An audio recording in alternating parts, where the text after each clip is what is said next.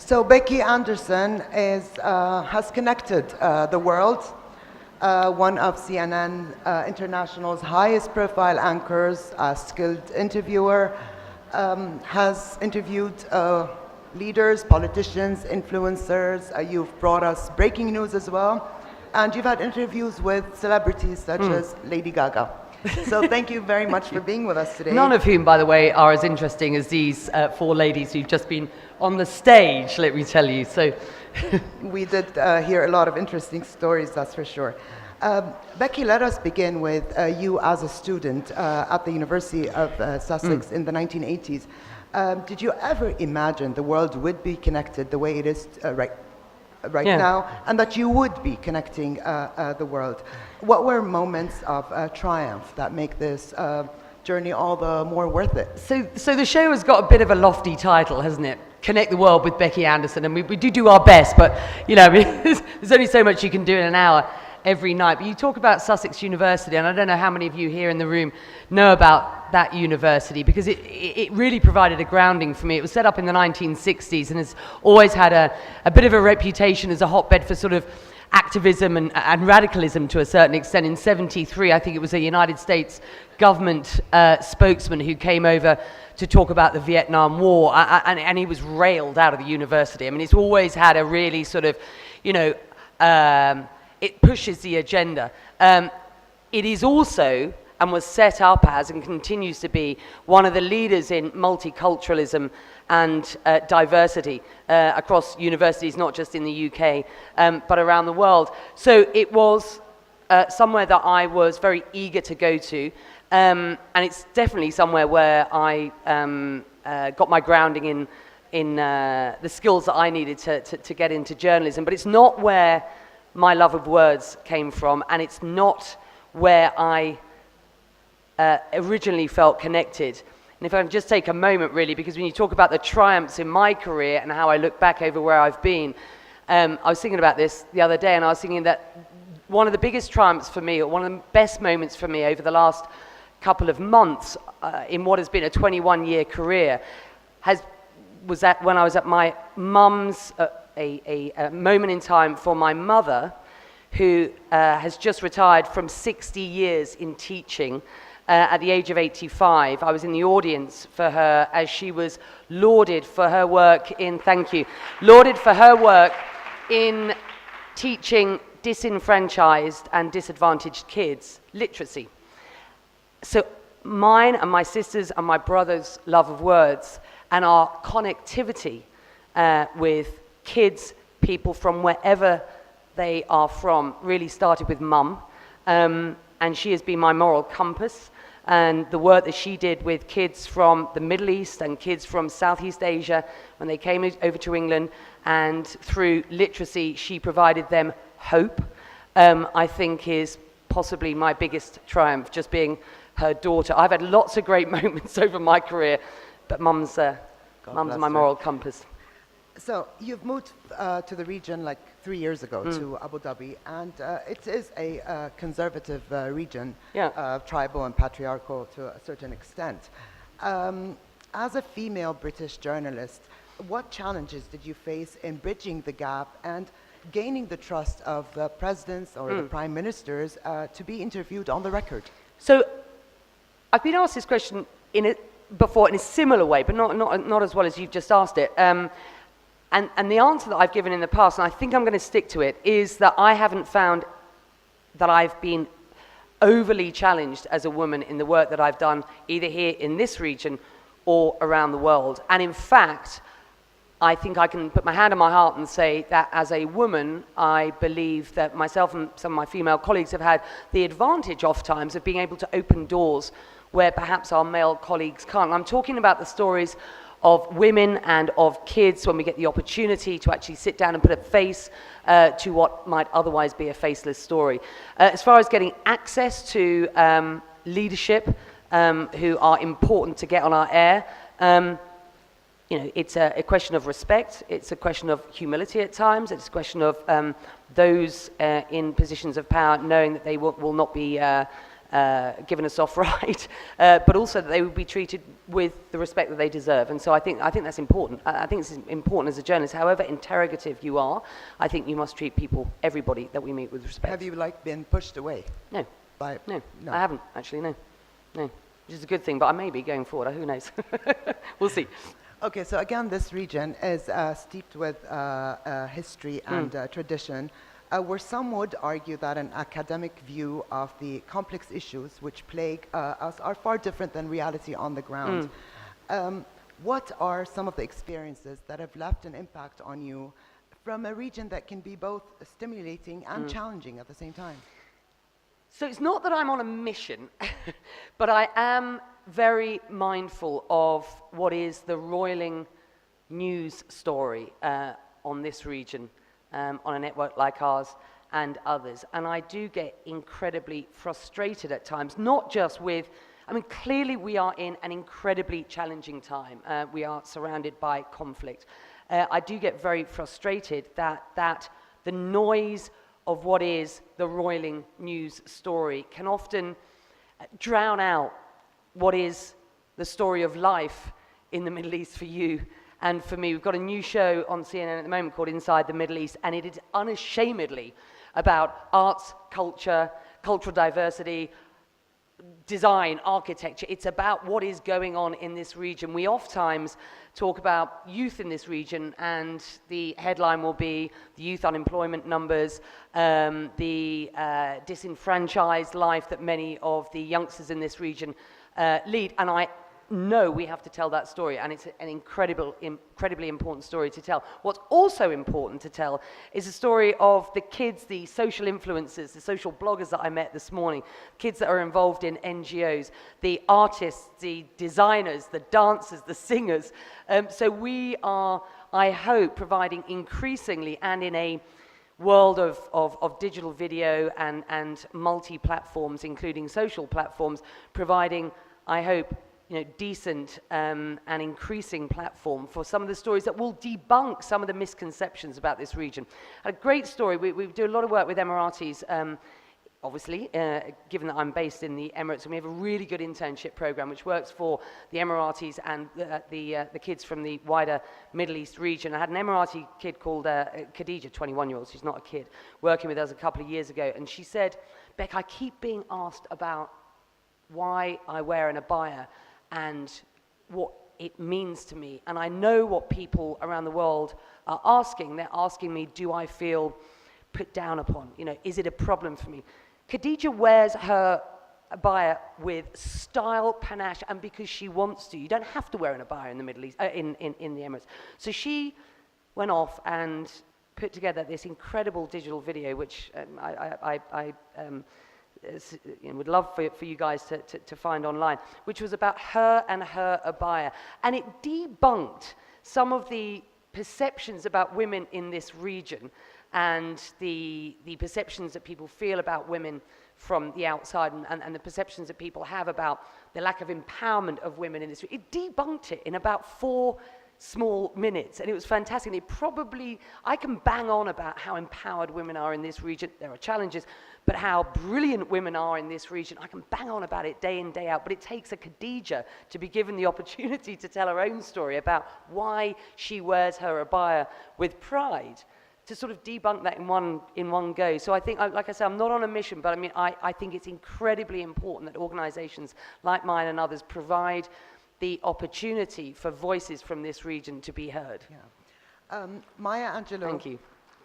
Maya Angelou once said, "You are the sum total of everything you've seen, heard, been told. It's all there. Everything influences each of us." Bekki Anderson has seen, heard, and been told a lot. So how do you filter all that noise and get the story out?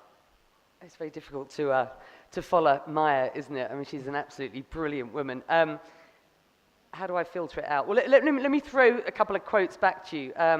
Martha Gellhorn was one of the preeminent, and continues to be in my mind, even though she's now passed, one of the most preeminent female war correspondents the world has ever had.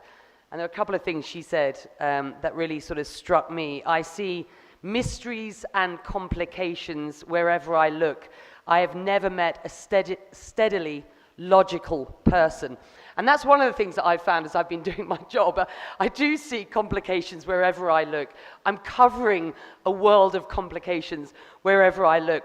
And I have not ever met a steadily logical person, which is what I'm learning as I go through life. I've also learned, and I think it was Martha Gellhorn who also said the thing about war is that it has two sides. It is the absolute horror of it that you see as you are covering it. And then the other side is the absolute, the marvelous, the most amazing, brave, courageous people that you meet when you're doing a job like mine. And I think Jim's still in the audience here.